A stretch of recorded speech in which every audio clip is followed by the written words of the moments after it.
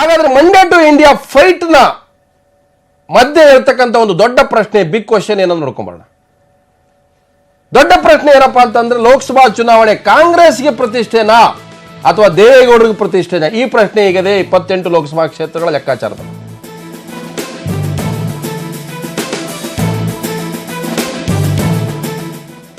ಕುಮಾರಸ್ವಾಮಿ ನೇತೃತ್ವದ ಮೈತ್ರಿ ಸರ್ಕಾರ ಅಸ್ತಿತ್ವಕ್ಕೆ ಬಂದು 1 ತಿಂಗಳಾಗಿದೆ. ಇದರಾದ ನಂತರ ಈಗ ಬಹುದೊಡ್ಡ ಸಮರ ಇರತಕ್ಕಂಥದ್ದು ಲೋಕಸಭೆ 2019 ಲೋಕಸಭಾ ಚುನಾವಣೆಗೆ ಕಾಂಗ್ರೆಸ್ ನೇತೃತ್ವದ ಪ್ರಾದೇಶಿಕ ಪಕ್ಷಗಳು ವರ್ಸಸ್ ಪ್ರಧಾನಿ ಮೋದಿ ನೇತೃತ್ವದ ಎನ್ಡಿಎ ಪಕ್ಷಗಳ ಮಧ್ಯೆ ಬಿಗ್ ಫೈಟ್ ಆಗುತ್ತೆ. ಹಾಗಾದ್ರೆ ಕರ್ನಾಟಕದ 28 ಲೋಕಸಭಾ ಕ್ಷೇತ್ರಗಳಲ್ಲಿ ಲೆಕ್ಕಾಚಾರ ಜೆಡಿಎಸ್ ಕಾಂಗ್ರೆಸ್ ಮಧ್ಯೆ ಯಾವ ತರ ಅಂದ್ರೆ, ಜೆಡಿಎಸ್ ಕಂಡಿಟ್ಟಂತ ಲೋಕಸಭಾ ಕ್ಷೇತ್ರಗಳು ಹಾಸನ, ಮಂಡ್ಯ, ಮೈಸೂರು, ಜೊತೆಗೆ ಬೆಂಗಳೂರು ಉತ್ತರ, ತುಮಕೂರು, ಹಾಗೆಯೇ ಚಿತ್ರದುರ್ಗ, ರಾಯಚೂರು, ಶಿವಮೊಗ್ಗ. ಇದರ ಮಧ್ಯೆ ಬೆಂಗಳೂರು ಸೆಂಟ್ರಲ್ ಮೇಲೂ ಕೂಡ ಜೆಡಿಎಸ್ ಕಣ್ಣಿಟ್ಟಿದೆ. ಹಾಸನ, ಮಂಡ್ಯ, ಮೈಸೂರು ಒಟ್ಟು 8 ರಿಂದ 10 ಲೋಕಸಭಾ ಕ್ಷೇತ್ರಗಳನ್ನ ಬಿಟ್ಟುಕೊಡ್ಬೇಕು, ಮೈತ್ರಿ ಆಗಬೇಕು ಅನ್ನುವಂಥದ್ದು ಜೆಡಿಎಸ್ ನ ಲೆಕ್ಕಾಚಾರ ಇರತಕ್ಕಂಥದ್ದು. ಸೊ ಇದು ಮೈತ್ರಿಗೆ ಜಿದ್ದಾಜಿದ್ದಿ ಇರತಕ್ಕಂಥ ಕ್ಷೇತ್ರ ಅಂದ್ರೆ ನಮಗೂ ಬೇಕು ನಿಮಗೂ ಬೇಕು ಅಂತ ಜೆಡಿಎಸ್ ಕಾಂಗ್ರೆಸ್ ಮಧ್ಯೆ ಫೈಟ್ ಇರ್ತಕ್ಕಂಥದ್ದು. ತುಮಕೂರಿನಲ್ಲಿ ಈಗ ಕಾಂಗ್ರೆಸ್ ಸಂಸದರಿದ್ದಾರೆ, ಚಿಕ್ಕಬಳ್ಳಾಪುರದಲ್ಲಿ ಕಾಂಗ್ರೆಸ್, ಮೈಸೂರಿನಲ್ಲಿ ಬಿಜೆಪಿಯ ಗೆದ್ದಿದ್ರು ಕೂಡ. ಸೊ ಈ ಕ್ಷೇತ್ರದಲ್ಲಿ ಜೆಡಿಎಸ್ ಕಾಂಗ್ರೆಸ್ ಮಧ್ಯೆ ಫೈಟ್ ಇದೆ. ಚಿತ್ರದುರ್ಗ ಹಾಲಿ ಸಂಸದ ಚಂದ್ರಪ್ಪ, ಶಿವಮೊಗ್ಗ ಮತ್ತು ತುಮಕೂರು ಈ ಕ್ಷೇತ್ರಗಳ ಮೇಲೆ ಜೆಡಿಎಸ್ ಕಾಂಗ್ರೆಸ್ ಎರಡೂ ಪಕ್ಷಗಳು ನಮಗೆ ಬಿಟ್ಕೊಡಿ ಅಂತ ಫೈಟ್ ಗೆಲ್ಲಿದ್ದಾವೆ. ಹಾಗಾಗಿ ಇದು ಜೆಡಿಎಸ್ ಕಾಂಗ್ರೆಸ್ನ ಜಿದ್ದಾಜಿದ್ದಿಯ ಕ್ಷೇತ್ರಗಳು ಅವರದೇ ಆದಂತ ಲೆಕ್ಕಾಚಾರದಲ್ಲಿ ಫೈಟ್ ಮಾಡ್ತಾ ಇದ್ರೆ ಬಿಟ್ಕೊಡಿ. ಇನ್ನು ಕಾಂಗ್ರೆಸ್ಗೆ ಈ ಕ್ಷೇತ್ರಗಳು ಹೋಗ್ತವೆ: ಬೀದರ್, ಕಲಬುರಗಿ, ಕೊಪ್ಪಳ, ಉತ್ತರ ಕನ್ನಡ, ಹಾಗೆ ವಿಜಯಪುರ, ಬೆಳಗಾವಿ, ಚಿಕ್ಕೋಡಿ, ದಾವಣಗೆರೆ, ಚಿಕ್ಕಮಗಳೂರು, ಉಡುಪಿ, ಶಿವಮೊಗ್ಗ, ಚಿತ್ರದುರ್ಗ, ಬೆಂಗಳೂರು ದಕ್ಷಿಣ, ಚಾಮರಾಜನಗರ, ದಕ್ಷಿಣ ಕನ್ನಡ, ಕೋಲಾರ, ಹಾಗೆ ಹಾವೇರಿ, ಧಾರವಾಡ, ಬಾಗಲಕೋಟೆ, ಬೆಂಗಳೂರು ಸೆಂಟ್ರಲ್. ಸೊ ಈ ಕ್ಷೇತ್ರಗಳು ಏನಿದೆ ಇದು ಕಾಂಗ್ರೆಸ್ಗೆ ಬಿಟ್ಕೊಡ್ಬೇಕು ಅನ್ನೋದು ಜೆಡಿಎಸ್ ಕೂಡ ಇಟ್ಟಿರ್ತಕ್ಕಂಥದ್ದು. ಸೊ ಅಂತಿಮವಾಗಿ ಆ ಎರಡು ಪಕ್ಷಗಳ ಮಧ್ಯೆ ಇನ್ನೂ ಕೂಡ ಯಾವುದೇ ತೀರ್ಮಾನ ಆಗಿದೆ, ಚರ್ಚೆ ಅಂತ ನಡೀತಾ ಇದಾವೆ, ಅವರ ಇಶಾರೆ ಅಥವಾ ಜಿದ್ದಾಜಿದ್ದಿ. ಸೊ ಇಲ್ಲಿ ಮಂಡ್ಯ ಟು ಇಂಡಿಯಾ ಫೈಟ್ ಅಂತ ಏನೋ ಜೆಡಿಎಸ್ ಕಾಂಗ್ರೆಸ್ ಶುರು ಮಾಡ್ಕೊಂಡ್ರೆ, ಈಗ ಬಿಜೆಪಿಯ ಕ್ಷೇತ್ರಗಳೇನಿದಾವೆ ಅಲ್ಲಿ ಈಗ ಡವಡವ ಶುರು ಆಗುತ್ತೆ ಅಂತ. ಅಂದ್ರೆ ಮೈಸೂರಿನ ಪ್ರತಾಪ್ ಸಿಂಹ ಅವರಿಗೆ ಜೆಡಿಎಸ್ ಕಾಂಗ್ರೆಸ್ ಮೈತ್ರಿ ಆದ್ರೆ ಬಹಳ ದೊಡ್ಡ ಪ್ರಮಾಣದ ಎಫೆಕ್ಟ್ ಆಗುತ್ತೆ. ಯಾಕಂತಂದ್ರೆ ಕಳೆದ ಬಾರಿ ಜೆಡಿಎಸ್ ನ ಪರೋಕ್ಷ ಬೆಂಬಲ ಸಿಕ್ಕಿತ್ತು ಅನ್ನುವಂಥದ್ದು. ಹಾಗಾಗಿ ಈಗ ಜೆಡಿಎಸ್ ಮತ್ತು ಕಾಂಗ್ರೆಸ್ ಮೈಸೂರಿನ ಮೇಲೆ ಸಂಪೂರ್ಣ ಹಿಡಿತ ಹೊಂದಿರೋದ್ರಿಂದ ದೋಸ್ತಿ ಕ್ಯಾಂಡಿಡೇಟ್ ಆದ್ರೆ ಪ್ರತಾಪ್ ಸಿಂಹಗೆ ಟೆನ್ಷನ್ ಆಗುತ್ತೆ. ಹಾಗೇನೆ ಶಾಂತ, ಬಳ್ಳಾರಿಯಿಂದ ಏನು ಶ್ರೀರಾಮುಲು ರಾಜೀನಾಮೆ ಕೊಟ್ಟಿದ್ದಾರೆ, ಅಲ್ಲಿ ಶಾಂತ ಅಥವಾ ಯಾರೇ ಚುನಾವಣೆ ನಿಂತರೂ ಕೂಡ ಕಾಂಗ್ರೆಸ್ ಜೆಡಿಎಸ್ ಅಭ್ಯರ್ಥಿ ಆದ್ರೆ ಬಳ್ಳಾರಿ ಕೂಡ ಬಿಜೆಪಿಗೆ ಬಹಳ ದೊಡ್ಡ ಪ್ರಮಾಣದಲ್ಲಿ ಥ್ರೆಟ್ ಆಗುವ ಸಾಧ್ಯತೆ ಇದೆ.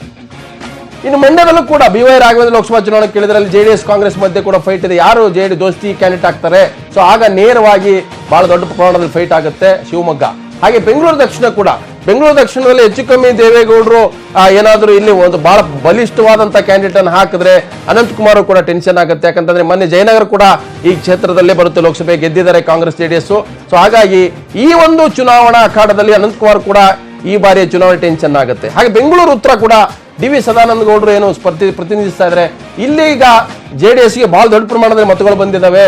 ದಾಸರಲ್ಲಿ 95,000 ಓಟ್ ಬಂದಿದೆ, ಗೆಲುವನ್ನು ಕೂಡ ಆಗಿದೆ.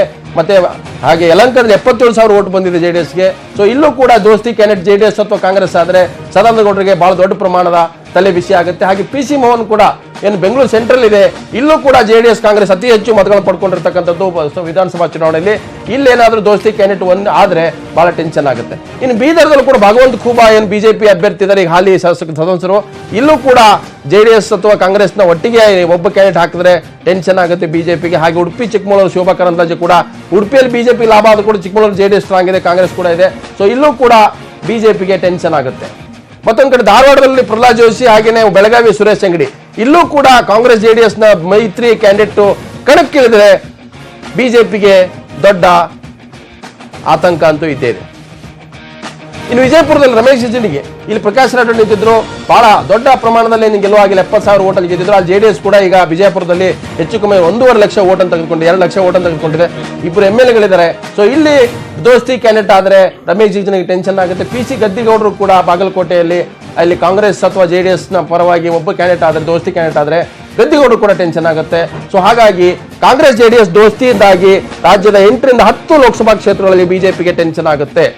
ಸೊ 2014ರಲ್ಲಿ ಯಾರ್ಯಾರು ಎಷ್ಟು ಮತಗಳನ್ನು ಪಡ್ಕೊಂಡಿದ್ರು? ಬಿಜೆಪಿ 43% ಮತಗಳನ್ನು ಪಡ್ಕೊಂಡಿತ್ತು, 17 ಲೋಕಸಭಾ ಕ್ಷೇತ್ರವನ್ನು ಗೆದ್ದುಕೊಂಡಿತ್ತು. ಕಾಂಗ್ರೆಸ್ 41% ಮತಗಳನ್ನು ಪಡ್ಕೊಂಡಿತ್ತು, ಆದ್ರೆ ಕೇವಲ 9 ಸೀಟ್ಗಳು ಪಡ್ಕೊಂಡಿತ್ತು. ಆದ್ರೆ ಮತಗಳ ಅಂತರ ಕೇವಲ 2% ಮಾತ್ರ ಇದೆ ಕಾಂಗ್ರೆಸ್ ಬಿಜೆಪಿ ಮಧ್ಯೆ.